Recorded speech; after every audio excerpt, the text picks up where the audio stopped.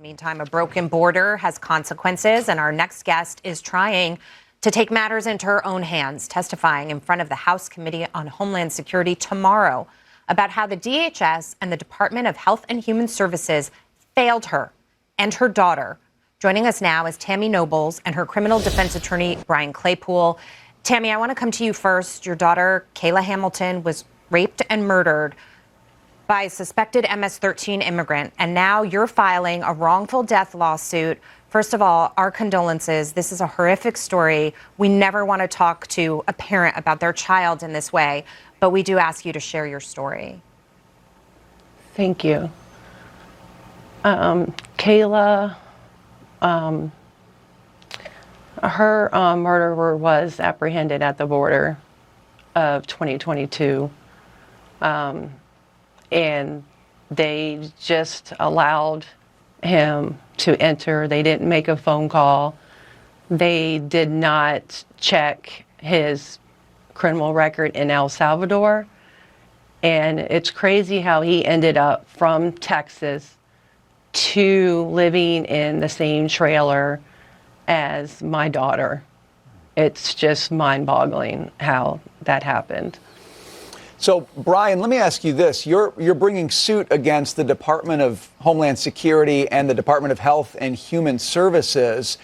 If you win, what difference does it make? Does it change policy? Does it force the government's hand in some way? What difference would it make if you're successful against the government in this lawsuit? Hey, Brian, thanks for having us. Every person in this country should be terrified by this senseless murder of Kayla Hamilton. This can happen anywhere, Brian. This was in a suburb in Aberdeen, Maryland. That's why we're bringing this lawsuit. And litigation is oftentimes a vehicle to get information to help prevent this from happening again. This lawsuit is brought in honor of Kayla. Did you see her sweatshirt in the pictures? It said love on her sweatshirt. Taken 3 days before she was strangled with a phone cord, raped, and murdered. 3 days before. The only love she got from DHS and DHHS was a one-way ticket to heaven to be with God. And we plan on getting answers, for example, from DHHS, Brian. Congressman Jim Jordan has done a great job. He's been a warrior for this family and for our country. He sent a letter off to DHHS trying to get the audit file. This murder was supposed to be audited. We've gotten 0 documents from DHHS on auditing this murder.